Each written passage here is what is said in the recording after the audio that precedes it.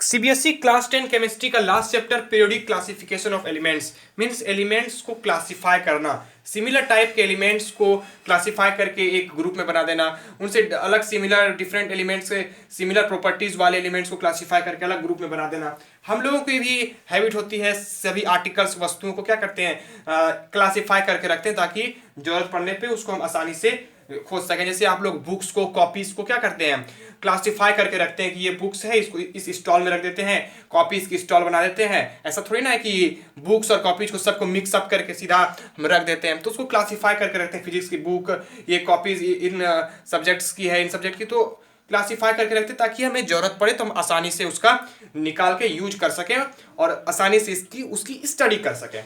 वही बात यहाँ एलिमेंट्स पे हो रही है। साइंटिस्ट एलिमेंट्स को क्लासिफाई करने की सोचने लगे, उनकी क्लासिफिकेशन पे जाने लगे, क्योंकि एलिमेंट्स की संख्या बढ़ती चली जा रही थी। शुरुआती समय में एलिमेंट्स की संख्या कम थी, उनका इंडिविजुअली स्टडी करना पॉसिबल था, लेकिन एलिमेंट्स की संख्या धीरे धीरे बढ़ने लगी और एलिमेंट्स की संख्या बढ़ते बढ़ते अभी 118 तक पहुंच गई है। 118 एलिमेंट्स अभी तक आ चुके हैं और दिन ब दिन और भी डिस्कवर हो सकते हैं। तो इसके लिए सबको अलग अलग स्टडी करना पॉसिबल नहीं होने लगा। इसके लिए क्या करना पड़ा, क्लासिफिकेशन करना पड़ा, ताकि एक ग्रुप वाले को हम एक तरह के प्रॉपर्टीज वाले एलिमेंट है उसको साथ में स्टडी कर लें, अलग वाले को साथ में स्टडी कर लें, तो आसानी से क्लासिफिकेशन करके स्टडी किया जा सकता है सारे एलिमेंट्स का।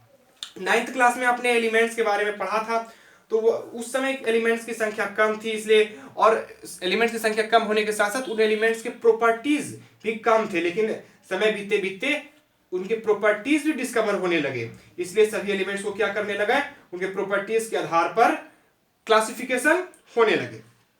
क्लासिफिकेशन में सबसे फर्स्ट साइंटिस्ट का जो नाम आता है, जो रिकॉग्नाइज हुआ, वो थे डुविर्नियर। फर्स्ट क्लासिफिकेशन जो अर्लियर अटेम्प्ट्स, हम लोग पढ़ क्या रहे हैं अभी, अर्लियर अटेम्प्ट्स ऑफ क्लासिफिकेशन करने के शुरुआती साइंटिस्ट के कैसे कैसे कौन कौन साइंटिस्ट थे। तो डुविर्नियर ने एक एलिमेंट्स को क्लासिफाई किया। डुविर्नियर के टाइम जो एलिमेंट्स की संख्या थी वो 29 एलिमेंट्स उस समय डिस्कवर किए गए थे, जिसमें डुविर्नियर ने क्लासिफिकेशन किया था। कब किया था डुविर्नियर ने क्लासिफिकेशन? डुविर्नियर ने क्लासिफिकेशन 1829 ईस्वी में क्लासिफिकेशन किया था। एलिमेंट्स की संख्या उस समय 29 थी। ये जर्मन के केमिस्ट थे। इसने ऑब्जर्व किया कि कुछ एलिमेंट्स के, सर्टेन एलिमेंट्स के सिमिलर प्रॉपर्टीज हैं और वो सिमिलर प्रॉपर्टीज को एक साथ रख सकते हैं। इसलिए उसने पुट किया एलिमेंट्स को, 3 एलिमेंट्स को अलग अलग ग्रुप में, और अलग अलग ग्रुपिंग की। क्या की? 3 एलिमेंट्स की उसने ग्रुपिंग की और इन ग्रुपिंग 3 एलिमेंट्स का नाम दिया ट्रेट्स। इसलिए हम लोग पढ़ते हैं डुविर्नियर्स ट्रेट्स, TRIADS, डुविर्नियर ट्रेट्स। 3 एलिमेंट जैसे A है, B है, C है, तो उसने कहा कि A, B, C का properties, chemical properties, physical properties, जितने भी तरह के प्रॉपर्टीज हैं वो लगभग सिमिलर होंगे। और ये किस आधार पे किया था? ऑन द बेसिस ऑफ, किस आधार पे किया था? On the basis of atomic mass. Atomic mass के बेसिस पे किया था। कैसा? Increasing atomic mass, increasing atomic mass, atomic mass बढ़ते हुए क्रम में। ये 3 एलिमेंट्स हैं और इसको नाम क्या दिया गया? Traits. On the basis of increasing atomic mass. इसके लिए लॉ क्या दिया? डुविर्नियर का लॉ, लॉजिक क्या था इसके पीछे का, कि कहा इस ट्रेट्स में 3 एलिमेंट होंगे। इसमें जो बीच वाला मिडिल एलिमेंट्स होगा, मिडिल वाले एलिमेंट्स का एटॉमिक मास, जो मिडिल वाला एलिमेंट्स है उसका एटॉमिक मास किसके इक्वल होगा? इन दोनों एलिमेंट्स के एटॉमिक मास के एवरेज के बराबर या फिर करीब करीब बराबर। A और C का हम लोग एवरेज निकालेंगे, यानी कि उन दोनों को जोड़ के 2 से डिवाइड करेंगे तो उसके बराबर होगा या फिर करीब करीब बराबर होगा। तो atomic mass of A plus C atomic by 2, A और C का एटॉमिक मास जोड़ेंगे तो वो एटॉमिक मास ऑफ B बीच वाले के बराबर होगा या फिर करीब करीब बराबर होगा। और इनका केमिकल प्रॉपर्टीज या फिर प्रॉपर्टीज कहें तो वो क्या होगा? सिमिलर होगा। इसका मतलब क्या हुआ कि ये अर्थमेटिक मीन के इक्वल होगा। ये इसका मतलब क्या हुआ? Mean of atomic mass of mean of atomic mass of A and C, इसका हमने अर्थमेटिक मीन ही ना निकाला। तो 3 एलिमेंट्स इसने ग्रुपिंग की, उसमें वैसे ही एलिमेंट्स को उसने रखा जिसकी केमिकल प्रॉपर्टीज सेम थी। और ये कैसे किया? एटॉमिक मास के इंक्रीजिंग ऑर्डर में। और उसने क्या कहा? मिडिल एलिमेंट का एटॉमिक मास फर्स्ट और थर्ड एलिमेंट के एटॉमिक मास के एवरेज के इक्वल होगा। ठीक है। डुब्रेनियर का लॉ ऑफ ट्रेड्स क्या था? उनका लॉ क्या था कि 3 एलिमेंट्स को अगर same chemical similar chemical properties में 3 एलिमेंट्स जो सिमिलर केमिकल प्रॉपर्टीज के थे उसको उसने ट्रेड्स में रखा और इंक्रीजिंग एटॉमिक मास में रखा, तो कहा कि atomic mass of middle element जो होगा ट्रेड का वो किसके इक्वल होगा? और दोनों एलिमेंट्स के एवरेज के एटॉमिक मास के एवरेज के इक्वल होगा, जो हमने करके दिखाया था। अब एग्जांपल के थ्रू समझते हैं। पहला ट्रेड जो बताया कि लिथियम, सोडियम और पोटासियम, इसने ट्रेड्स में 3 एलिमेंट्स की इसने ग्रुपिंग की। ठीक है। और इनके एटॉमिक मास आपने कम से कम 20 एलिमेंट के 1 to 29 में याद किए होंगे, नहीं याद किए होंगे तो 10 में तो कम से कम मिनिमम तो इतना तो याद करना पड़ेगा जो इस ट्रेड्स में आ रहा है। जैसे लिथियम है उनका याद करना पड़ेगा, इनका 7 AMU होता है। AMU एटॉमिक मास को नापने का यूनिट है। यहाँ एवरेज निकाल रहे हैं इसलिए AMU हम नहीं लिख रहे हैं, जानना है कि AMU होता है।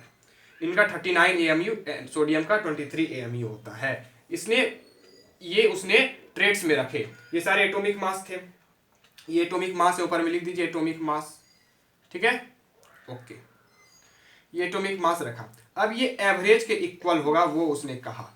देखते हैं बीच वाले का, यानी कि इसका 23 जो होगा, ये इनको और इनको 7 + 39 इनका हम एवरेज निकालेंगे बाय 2, जोड़ेंगे होगा 46 बाय 2 तो निकलेगा 23। तो देखिए 23 यानी कि ऐसा उसने लॉ ऑफ ट्रेड्स दिए। और उसने क्या कहा? इंक्रीजिंग एटॉमिक मास में है। देखिए एटॉमिक मास यहाँ 7 है, 23 है, 39 है, तो ये इंक्रीज हो रहा है एटॉमिक मास।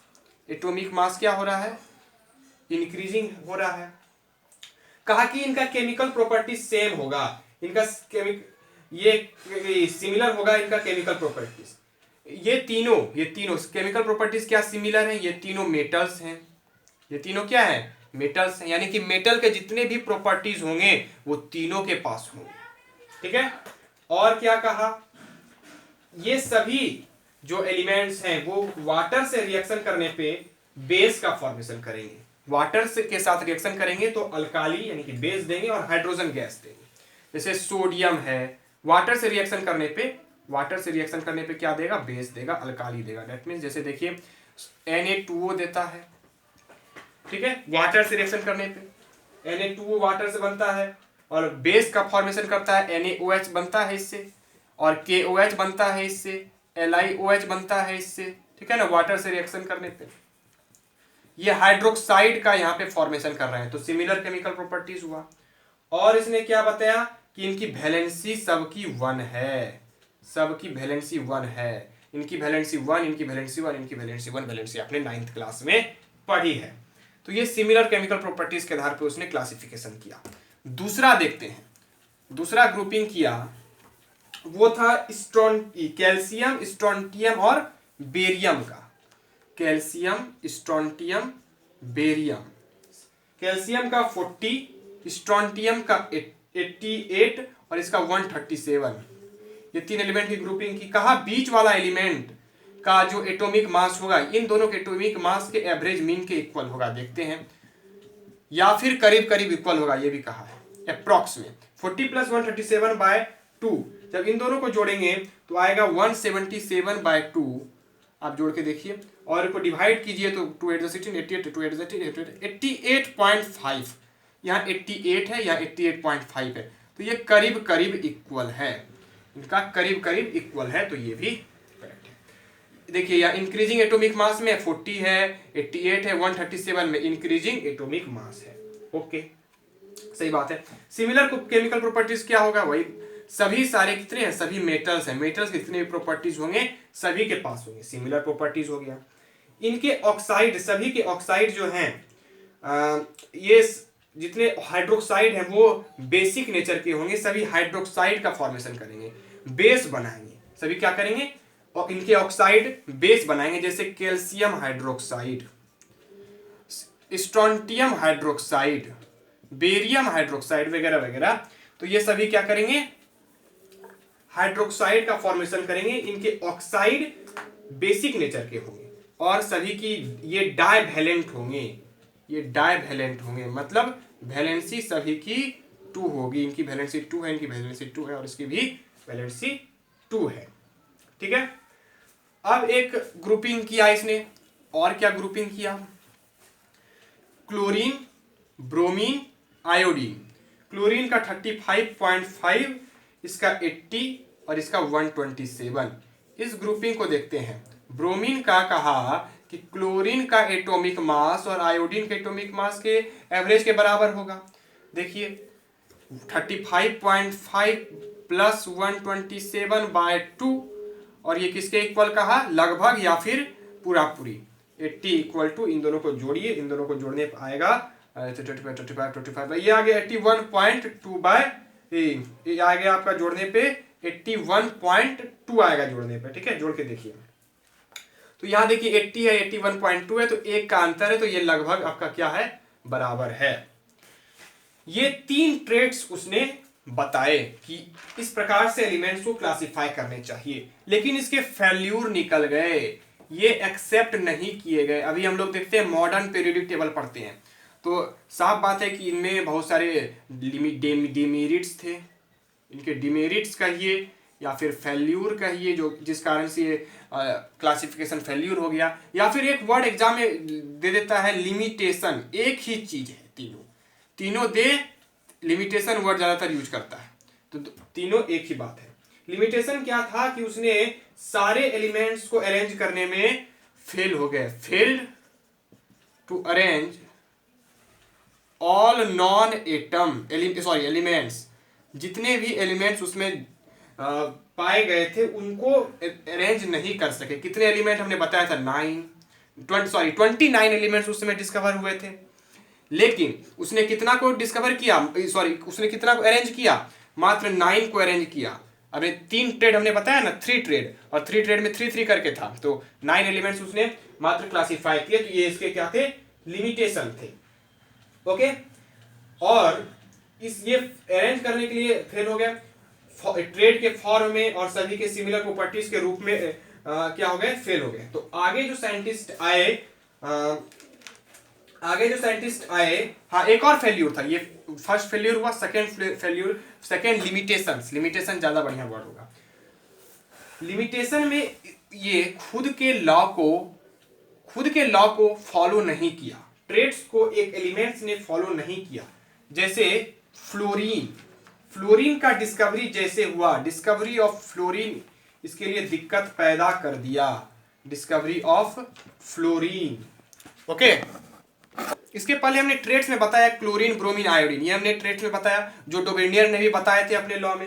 लेकिन अगर फ्लोरीन डिस्कवर हो गया, उस समय फ्लोरीन क्या हो गया, डिस्कवर हो गया और उसको यहां रख दिया गया, फ्लोरीन, क्लोरीन, ब्रोमीन, आयोडीन हो गया।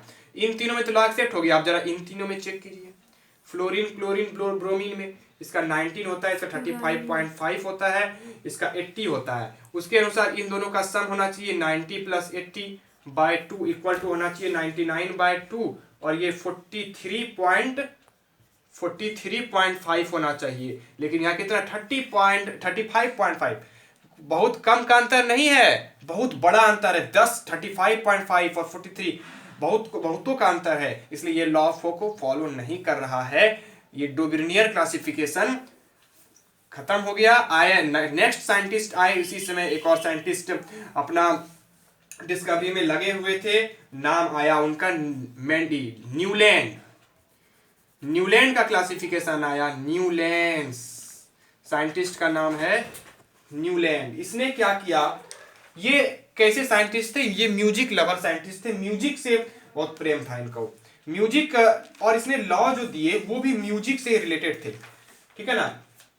इसने क्या किया, एलिमेंट्स को अरेंज किया, इसने भी वही काम किया, एलिमेंट्स को अरेंज किया एटॉमिक मास के इंक्रीजिंग ऑर्डर में, एटॉमिक मास के इंक्रीजिंग ऑर्डर में इसने भी अरेंज किया एलिमेंट्स को, और इसने कहा कि, और इसने सबसे मजेदार बात ये कही कि जब एलिमेंट्स को इंक्रीजिंग ऑर्डर में अरेंज करेंगे तो आठवां एलिमेंट का जो प्रॉपर्टी होगा वो रिपीटिशन होगा फर्स्ट एलिमेंट का।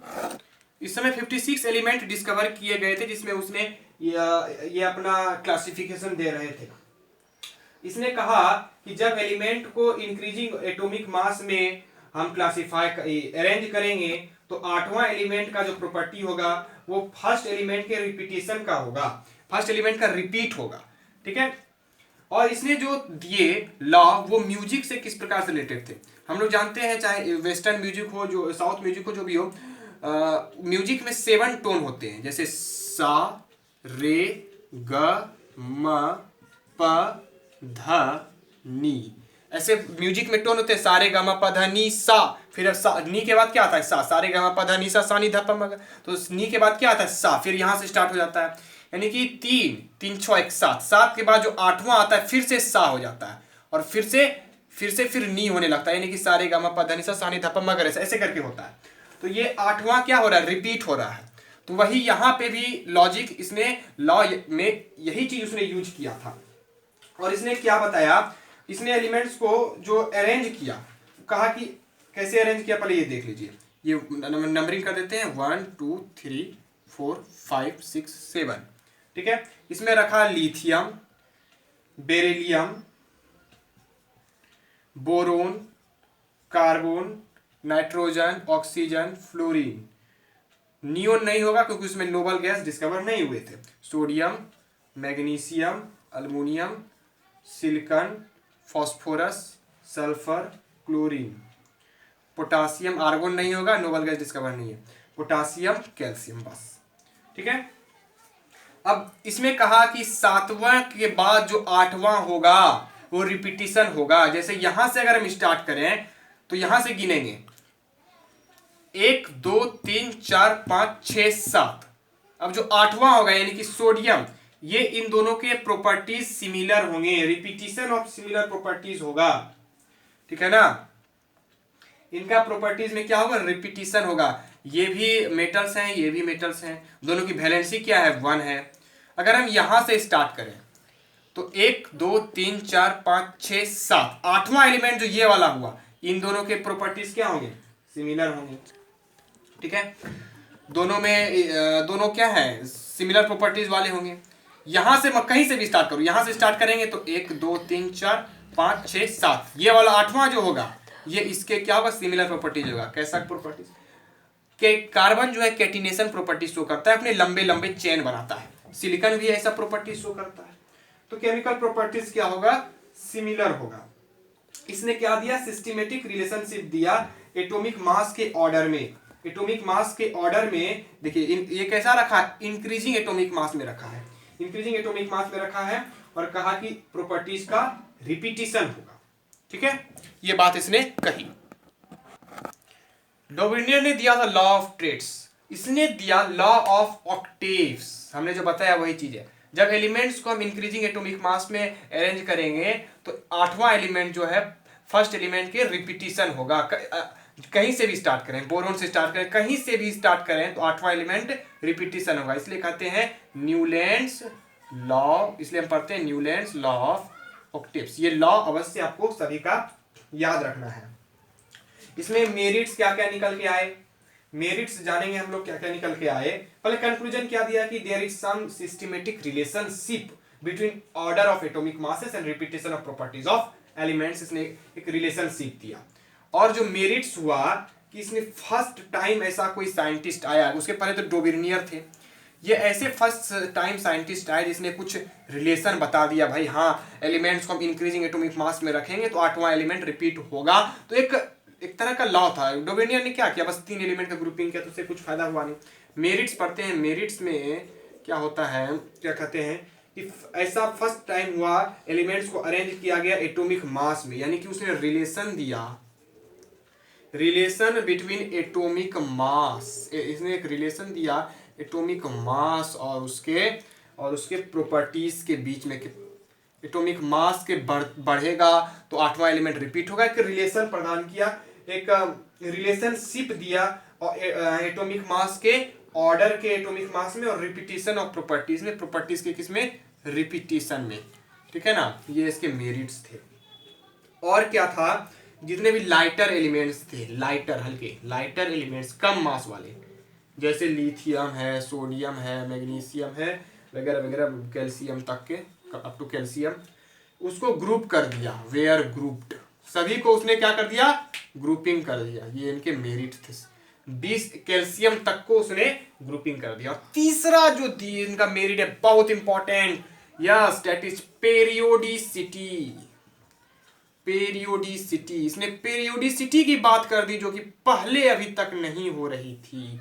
पेरियोडिसिटी क्या है, किसी, ध्यान से सुनिएगा, पेरियोडिसिटी किसी फिक्स्ड इंटरवल के बाद किसी एलिमेंट की कोई प्रॉपर्टीज, सिमिलर प्रॉपर्टीज या तो रिपीट होना, या तो फिक्स्ड इंटरवल के बाद धीरे धीरे कोई केमिकल प्रॉपर्टीज इंक्रीज हो या फिर केमिकल प्रॉपर्टीज डिक्रीज हो, उसने उसको क्या कहते हैं, पेरियोडिसिटी। यहाँ पे उसने क्या बताया था कि जैसे हमने बताया था टेबल बना के, तो कि एक के बाद जो हम आठवां गिनेंगे वो केमिकल प्रॉपर्टीज क्या होगा, सिमिलर होगा, फिर आठवां गिनेंगे फिर सिमिलर होगा, यानी कि या फिर नीचे ऊपर से नीचे आने में क्या होगा, केमिकल प्रॉपर्टीज इंक्रीज होगा। इसी को हम लोग कहते हैं पेरियोडिसिटी। यहाँ पे पेरियोडिसिटी का मैं डिफिनेशन लिख रहा हूँ, that's it periodicity. Similar elements के सिमिलर फिजिकल प्रॉपर्टीज या केमिकल प्रॉपर्टीज का रिपीट होना किसी फिक्स्ड इंटरवल के बाद, जैसे उसने कहा आठवां के बाद रिपीट होगा, या फिर ग्रेजुअल धीरे धीरे इंक्रीज या फिर डिक्रीज होगा फिजिकल केमिकल प्रॉपर्टीज में फिक्स्ड इंटरवल के बाद, तो उसको हम क्या कहेंगे, पेरियोडिसिटी कहेंगे। ओके, न्यूलैंड ने अपने लॉ में एक अपने क्लासिफिकेशन में एक बात एज्यूम की थी, एक बात उसने कहा था, न्यूलैंड स्टेटेड दैट, उसने कहा था कि उस समय जितने नेचर में एलिमेंट्स प्रेजेंट थे, 56 एलिमेंट मैंने बताया उस समय प्रेजेंट थे, उसने कहा कि केवल 56 एलिमेंट ही नेचर में प्रेजेंट है, अभी 56 एलिमेंट ही है उस समय कहा। और ये भी कहा कि बाद में भविष्य में कोई नया एलिमेंट डिस्कवर नहीं होगा, यानी कि no new elements will be discovered in the future. ये बहुत उल्टा बात कह दिया। न्यूलैंड का ड्रॉबैक क्या था, न्यूलैंड के क्लासिफिकेशन का, न्यूलैंड का ड्रॉबैक का कहना है, ड्रॉबैक मतलब उसमें क्या गड़बड़ी निकल गई या फिर लिमिटेशन, उसमें लिमिटेशन, न्यूलैंड के क्लासिफिकेशन में लिमिटेशन था, यानी कि उसमें कुछ लिमिट था कि भाई अब इससे ज़्यादा वो अप्लीकेबल नहीं है, या फिर उसके लिए वर्ड हम फेल्यूर भी यूज कर सकते हैं और डिमेरिट मतलब अवगुण भी यूज कर सकते हैं। ये चारों का मीनिंग लगभग सेम है, एक ही, अगर ये चारों में से कोई भी क्वेश्चन पूछे एग्जाम में, ड्रॉबैक कहे लिमिटेशन कहे, ज़्यादातर ये दोनों वर्ड पूछेगा, तो एक ही चीज लिखना है। पहला क्या था कि वो जो न्यूलैंड का लॉ ऑफ ऑक्टेव्स था वो सिर्फ कैल्शियम तक ही एप्लीकेबल था, कैल्शियम के आगे जितने भी हायर एलिमेंट्स थे उसमें उसने उसका लॉ ऑफ ऑक्टेव फॉलो नहीं करता था, सिर्फ लाइटर एलिमेंट में फॉलो करता था। दूसरा लिमिटेशन था, दूसरा जो ड्रॉबैक निकल के आ गया वो नोबल गैस के कारण आ गया। क्यों आया, discovery of noble gas, noble gas के डिस्कवरी कारण। मैंने भी कहा कि नोबल गैस डिस्कवर उस समय नहीं हुआ था, मैंने उस जब फिगर बनाया था ना टेबल उसमें दिखाया था, नोबल गैस डिस्कवर नहीं थे, लेकिन क्या हो गया, नोबल गैस डिस्कवर हो गया। और हम जानते हैं नोबल गैस को साइड में रखते हैं। इसने क्या किया था, 7 पीरियड बनाए थे, 7 ग्रुप बनाए थे, लेकिन 8वां में सबका नोबल गैस रखा गया, तो अब लॉ ऑफ ऑक्टेव उनका फेल हो गया, ठीक है ना। इसके लिए लिखेंगे हम लोग। तीसरा जो ड्रॉबैक निकल के आया वो हायर एलिमेंट के डिस्कवरी के कारण था, हायर एलिमेंट में तो एप्लीकेबल था नहीं। और उसने क्या कहा था भाई, उसने कह दिया था कि सिर्फ 56 एलिमेंट है जो अब कोई एलिमेंट फ्यूचर में डिस्कवर नहीं होगा, ये कहा। और अब क्या हो गया, नए नए element discover, higher elements discover होने लगे, बहुत सारे एलिमेंट डिस्कवर हो गए जो उसके लॉ ऑफ ऑक्टेव में फिट नहीं बैठ रहे थे, इनके क्लासिफिकेशन को उसने एक्सेप्ट नहीं किया। न्यूलैंड एज्यूम्ड किया कि सिर्फ 56 element existed in nature and no more element will discover in future, कोई एलिमेंट डिस्कवर फ्यूचर नहीं होगा, but discovery of higher element failed this classification, discovery of higher elements failed this classification, it didn't fit into it, तो this was the drawback of Newland classification. तीसरा आया Mendeleev का classification, एक महान scientist था Mendeleev, और Mendeleev जो है इनका क्लासिफिकेशन में बहुत ज़्यादा योगदान था, मेन इनका योगदान था, इसने बहुत बड़ा काम किया था एलिमेंट्स को डिस्कवर करने में। रसिया के साइंटिस्ट थे, उसने एज्यूम किया, उसने पाया कि जब एलिमेंट्स को इंक्रीजिंग एटॉमिक मास के ऑर्डर में रखा जाए, इसने भी वही काम किया, एटॉमिक मास को ही भी इसने ही पकड़ा, सभी एटॉमिक मास पे ही कार्य कर रहे हैं, इसने भी एटॉमिक मास को ही लिया, कहा कि इंक्रीजिंग एटॉमिक मास में रखा जाए तो रेगुलर इंटरवल के बाद एलिमेंट का प्रॉपर्टीज, सिमिलर एलिमेंट का प्रॉपर्टीज रिपीट होगा। ध्यान देना, इसने ये नहीं कहा कि 7 के बाद 8वां रिपीट होगा, इसने सिर्फ कहा कि सिमिलर प्रॉपर्टीज वाला एलिमेंट रेगुलर इंटरवल पे रिपीट होगा। और उसने अपना मेंडलीव के लॉ दिए, मेंडलीव्स पीरियोडिक लॉ। मेंडलीव का पीरियोडिक लॉ कहता है कि the properties of element, physical properties, chemical properties of element are periodic function. Periodic function क्यों कहा? Are periodic function of their atomic mass, यानी एटॉमिक मास का पीरियोडिक फंक्शन। ऐसा periodic क्यों कहा? पीरियोडिक का मीनिंग है किसी फिक्स्ड इंटरवल के बाद, हमने पीरियोडिसिटी बताया, पीरियोडिक का मीनिंग है किसी फिक्स्ड इंटरवल के बाद सिमिलर प्रॉपर्टीज रिपीट होना या फिर इंक्रीज होना या डिक्रीज होना फिक्स्ड इंटरवल के बाद।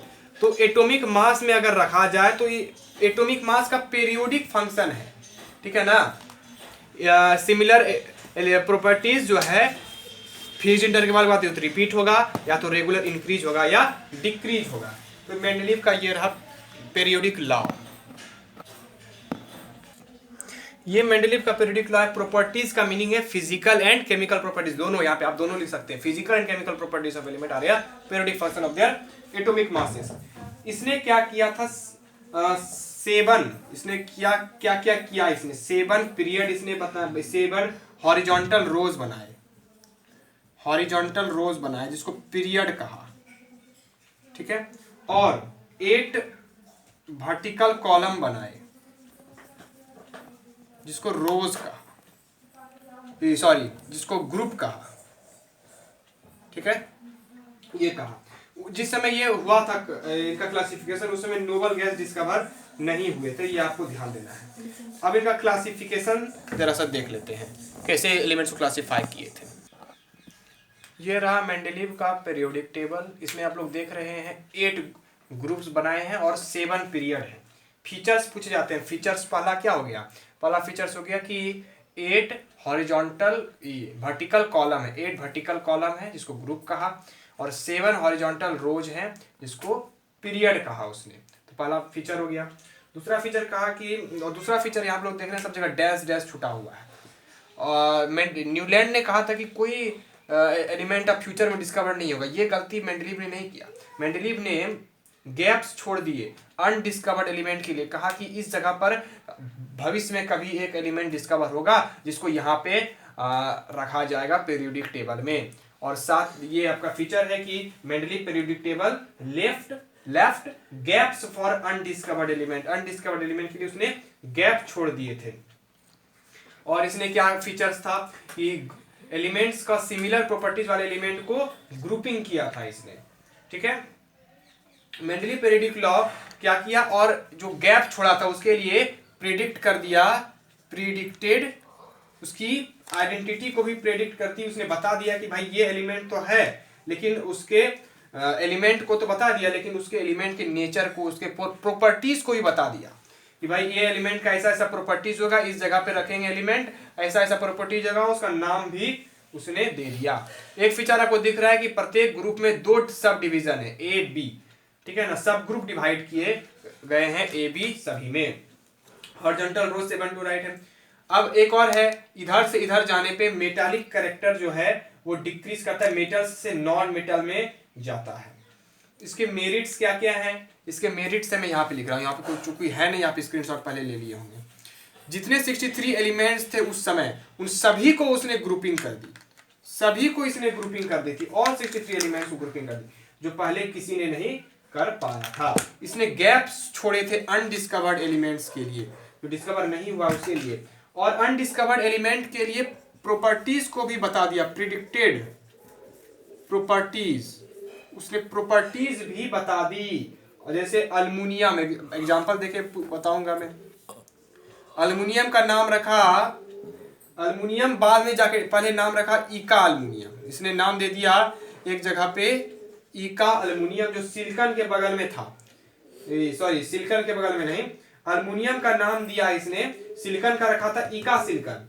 ठीक है ना। अल्युमिनियम जहां पे है, देखिए अल्युमिनियम है ना, यहाँ पे एक गैप छोड़ा था, यहाँ पे एक गैप छोड़ा, इसका नाम रख दिया इका अल्युमिनियम। कहा कि यहाँ पे एक ऐसा एलिमेंट डिस्कवर होगा जो जिसका नाम हम बता रहे हैं अभी, इका अल्युमिनियम, उसने कहा। और इसका प्रॉपर्टीज भी उसने बता दिया। और वो जब बाद में जाके ये बात पता चली तो यहाँ पे कौन सा एलिमेंट डिस्कवर हुआ, अल्युमिनियम के जगह पे डिस्कवर हुआ गैलियम, Ga, यानी कि इका अल्युमिनियम। इका एक संस्कृत वर्ड है, इसका मीनिंग होता है वन। जाके गैलियम डिस्कवर्ड हुआ। ठीक है ना। और ये गैलियम का प्रॉपर्टीज एकदम बिल्कुल मिलता जुलता था, या फिर लगभग मिलता जुलता था जो उसने बताया था इका अल्युमिनियम का। उसने बताया था इका अल्युमिनियम का एटॉमिक मास 68 होगा, गैलियम का एटॉमिक मास जब मिला तो पता चला वही लगभग है 69.7 में। डेंसिटी उसने बताया था 5.9 ग्राम पर सेंटीमीटर क्यूब, और वही डेंसिटी गैलियम का भी पाया गया। ठीक है। इसका क्लोराइड बनाने का फॉर्मूला इसने बताया था अल्युमिनियम का Ea2O3, और वही चीज यहां निकला Ga2O3। गैलियम में बस ये चेंज हो गया था, यानी कि सारे एलिमेंट्स का उसने प्रॉपर्टीज बता दिया। और सिलिकॉन, सिलिकॉन में भी गैप छोड़ा, इसका भी नाम रख दिया उसने इका सिलिकॉन, इका सिलिकॉन। और बाद में यहाँ पे कौन डिस्कवर हो गया, जर्मेनियम यहाँ पे डिस्कवर हुआ। जर्मेनियम का भी प्रॉपर्टीज उसने बता दिया, तो वही सारे प्रॉपर्टीज मैच कर गए थे। ये बहुत बड़ी अचीवमेंट थी, क्या कहेंगे इसको हम, अचीवमेंट ऑफ मेंडलीव। ठीक है। और उसने क्या किया था, उसने नोबल गैस के लिए और जो डिस्कवर होने थे उसको भी उस जगह रख दिया था।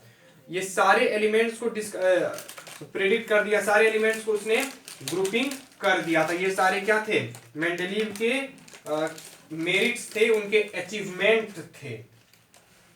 ओके।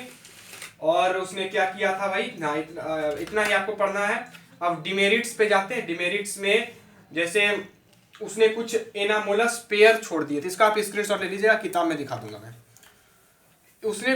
उसके कुछ एनामोलस पेयर, मतलब उसी के लॉ को वायलेट करने वाला, उसी के लॉ को फॉलो ना करने वाला एनामोलस पेयर निकला। जैसे अभी जो हमने दिखाया था, वहां पे जो था उसके लॉ को फॉलो नहीं किया। कहां पे नहीं किया उसके लॉ को फॉलो, जैसे कोबाल्ट है, इसका 58.9 होता है एटॉमिक मास, और निकेल है 58.6 होता है इसका एटॉमिक मास। उसने क्या किया, कोबाल्ट को पहले रख दिया, और निकेल को बाद में रखा अपने टेबल में। जबकि देखिए कोबाल्ट का एटॉमिक मास ज्यादा है, इसका एटॉमिक मास क्या है, ज्यादा है इससे। उसने इंक्रीजिंग एटॉमिक मास में अपना लॉ दिया था, निकेल को पहले रखना चाहिए था, ये कम है, कम के बाद निकेल पहले रहना चाहिए क्योंकि इसका कम है, तब कोबाल्ट रहना चाहिए। लेकिन उसने क्या कर दिया, कोबाल्ट को पहले रख दिया, निकेल को बाद में रखा, ताकि केमिकल प्रॉपर्टीज मिल जाए, होशियारी कर दिया। तो ये एक यहाँ पे इसका डिमेरिट निकल के आ गया। और एक पेयर था, एक पेयर और था, ये दो पेयर हुआ, एक पेयर इसमें और था आर्गन का और पोटासियम का। इसमें भी उसने आर्गन को पहले रख दिया था पोटासियम के, जबकि रखना चाहिए था उसको बाद में। और क्या उनका डिमेरिट निकल के आया, आइसोटोप्स का डिस्कवरी होना, डिस्कवरी ऑफ आइसोटोप। जैसे ही आइसोटोप का डिस्कवरी हो गया तो उसने क्या किया था भाई कि उसने कहा था इंक्रीजिंग एटॉमिक मास में रखेंगे, तो एटॉमिक मास बढ़ रहा है, लेकिन आइसोटोप क्या चीज है जिसका मास अलग अलग है, लेकिन एटॉमिक नंबर फिक्स है। जैसे हाइड्रोजन का 2 आइसोटोप है, हाइड्रोजन 2, सॉरी इसका मास क्या है, अलग अलग है। तो वह आइसोटोप्स में जैसे कार्बन का भी 12 होता है, कार्बन 12, कार्बन 13, कार्बन 14 थी, आइसोटोप्स को उसने जगह नहीं दे पाए। ये इसका क्या निकल गया, डिमेरिट्स निकल गया। और उसने उल्टा पुल्टा काम कर दिया था, जैसे अल्काली मेटल के साथ कॉपर, आर्गन और गोल्ड को रख दिया था, जो उसका प्रॉपर्टीज अलग अलग था। और एक और जो मेन था वो था पोजीशन ऑफ हाइड्रोजन। हाइड्रोजन का पोजीशन देने में ये सक्षम नहीं हो पाए, हाइड्रोजन का ये सही पोजीशन नहीं दिए। हाइड्रोजन को अल्काली मेटल के साथ भी रखा गया, हेलोजन के साथ में रखा गया, दोनों का प्रॉपर्टीज मिल रहा था, एग्जैक्ट पोजीशन देने में एबल नहीं हुए। तो ये था मेंडलीव का पीरियोडिक टेबल। नेक्स्ट वीडियो में हम लोग मॉडर्न पीरियोडिक टेबल पढ़ेंगे। Like share and subscribe.